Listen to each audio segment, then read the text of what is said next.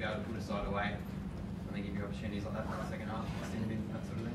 Yeah, look, it was just, it's a carbon copy of the last 3 games. Obviously the opposition today aren't doing quite as well as South and Penrith, but at the end of the day, we get ourselves in very strong positions and someone just does something, makes an unforgivable error, I suppose. And we had Kenny CO 2 weeks ago, and Kenny played terrific today, and Connor Watson last week, and Connor played terrific today, and then we had 2 or 3 blokes today who were pretty ordinary, and they'll probably be good next week, but who's the next 3's turn? That's what it's like at the moment. And without Piercy there steering us, we certainly some of those deficiencies really show up. That's pretty much really where we're at the moment. So is that probably the problem then, that there's just those couple of leaders that aren't there that making the difference? Look, what happens is we're not responding very well to when things are going wrong at this stage. So obviously the key moment of the game was, we can't hide from it. Like it was Connor last week, it was Daniel Safidi at 26-18. They were shot ducks, and we were on a roll, and Daniel Safidi just dropped the ball from the kick-off in a pretty inexcusable error.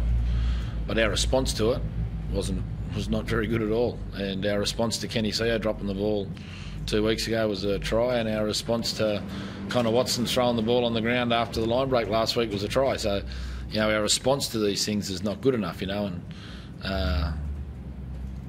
and it's another, when you look at the context of it, it's another game where, we did things a little bit better ourselves in just a real basic part of the game where we could be in a different situation. But as I said, it's not any one person, it's different people are taking turns at different weeks, but as a group, the whole group's not responding well, and that's what we need to get better at, so.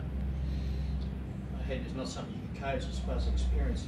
Well, the experience is obviously plays a fair part. I mean, at the end of the day, Connor's a young guy and Daniel's a young guy, but we need him to play like 80 gamers. That's what we need, and they need to understand what when they come up with something that's everyone makes mistakes, but some of the things we've had in the past 3 weeks at key times, like I said, Connor grabbed the marker last week, we had Kenny just not put the ball down properly, and then Daniel from the kickoff. If it was an ugly kickoff or something, we accept that, don't we? But he actually got the ball passed straight to him, and it's obviously a concentration thing, and the pressure that the different individuals put us under, and then we don't hold out well enough, we don't rally together well enough to then sort of repel the other side away, I suppose. And when we had some good close wins early in the year, if we did have the odd moment, we certainly did a little better in that area, and obviously Junior's experience and leadership was very good, and Aidan's done a great job today. He's one of our best players again, but there is a small number of them, and Junior's kicking game was obviously helping in those areas as well at times. But look, as a group, we need to respond far better to when something goes against us, but we can't keep doing that to ourselves. And as I said, if it was one player, you just wouldn't pick the one player, but it's not the one player, it's different people on different occasions. Can you describe the mood on the field when those things are happening?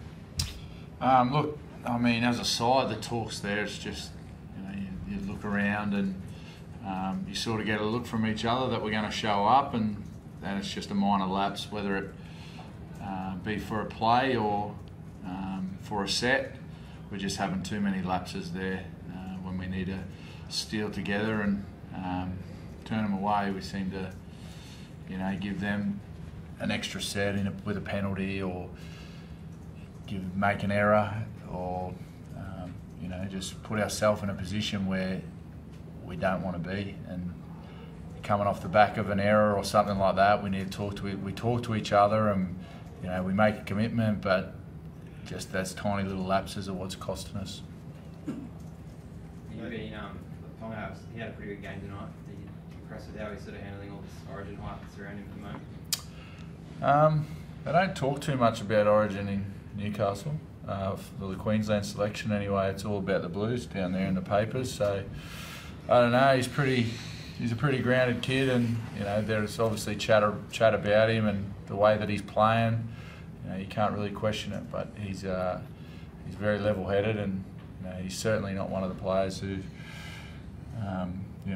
he's very reliable out there. And although he's only played 20-odd games, he's shining through as a bit of a leader.